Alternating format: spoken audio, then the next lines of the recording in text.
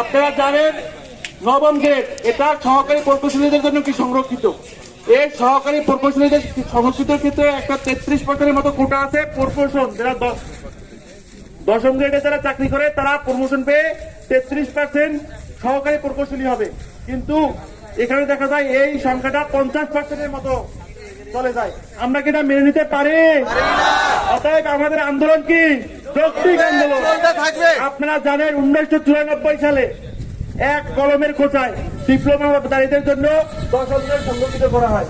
তখন বাংলাদেশের প্রকৌশল শিক্ষার জন্য ছিল কি বাংলাদেশ প্রকৌশল ও প্রযুক্তি বিশ্ববিদ্যালয়। কিন্তু এখন কি আছে? রুয়েট আছে, ডুয়েট আছে, টুয়েট আছে, কুয়েট আছে, বরিশাল ইঞ্জিনিয়ারিং কলেজ আছে, ফরিদপুর, ময়মনসিংহ, সিলেট, এমনকি বিভিন্ন বিশ্ববিদ্যালয় ইঞ্জিনিয়ারিং সেক্টরে মানে কি আমাদের কি প্রযুক্তি এবং প্রকৌশল কি ডিপার্টমেন্ট আছে, সেখানে হাজার হাজার শিক্ষার্থীরা প্রত্যেক বছর প্রকৌশল হিসেবে সনদপ্রাপ্ত পাচ্ছে।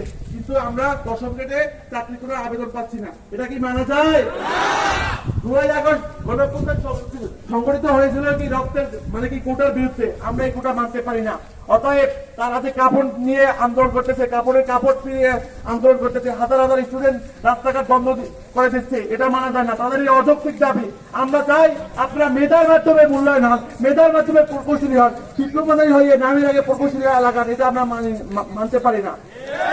চাকরির ক্ষেত্রে অবশ্যই আপনাদেরকে পরীক্ষা দিয়ে উত্তীর্ণ হয়ে প্রকৌশলী হিসেবে, সহকারী প্রকৌশলী বা উপ প্রকৌশলী হিসেবে চাকরিতে আপনাদেরকে জায়গা করে নিতে হবে। আমরা এটা মানতে পারি না। অতএব আমাদের এটা যৌক্তিক দাবি। আজকে আমাদের প্রকৌশল অধিকার আন্দোলনের ব্যানারে যে কর্মসূচি হয়েছে, আগামী দিনে যে কর্মসূচি হবে, আমরা তার সাথে একাত্মতা প্রকাশ করছি এবং আমরা এই আন্দোলনের সাথে একাত্মতা প্রকাশ করছি। আমরা আগেও ছিলাম, এখনো আছি, ভবিষ্যতেও থাকবো ইনশাআল্লাহ। এই দেশে মেধার ভিত্তিতে মেধার মূল্যায়ন হবে। এই দেশে আমরা মেধার ভিত্তিতে দেশটা গঠন করতে পারবো। ইঞ্জিনিয়াররা যখন বিদেশে স্কলারশিপের জন্য যায় তখন তারা বলে মেধা পাচার হয়ে গেছে। যখন বিসিএস পেতে যায় তখন বলে হয় কি এই বিসিএস কি ইঞ্জিনিয়ারদের জন্য, এটা তো সোশ্যাল ইকোনমিক্স বা সোশ্যাল সায়েন্স যারা পড়ে তাদের জন্য, এটা কলা বিজ্ঞানীদের জন্য। আমাদের জন্য বিসিএস, তাই বিসিএসটা কাদের জন্য? অতএব আমাদের অধিকার প্রত্যেকটা ক্ষেত্রে সংরক্ষিত থাকতে হবে। এটা আমরা বলি না। আমরা মেধার ভিত্তিতে আমরা চাকরি পাই, এটা আমরা আশা করি। সংরক্ষিত বরাদ্দকৃত এই আইন আমরা মানি না। অতএব হাজার হাজার প্রকৌশল বুয়েট থেকে শুরু করে বুয়েট, বরিশাল, ফরিদপুর, ময়মনসিংহ, সিলেট এবং প্রত্যেক ডিপার্টমেন্ট আমরা এই আন্দোলনের সাথে একতা প্রকাশ করছি। সামনে যদি কর্মসূচিতে আমরা থাকবো, ইনশাল্লাহ আমরা সফল হবো।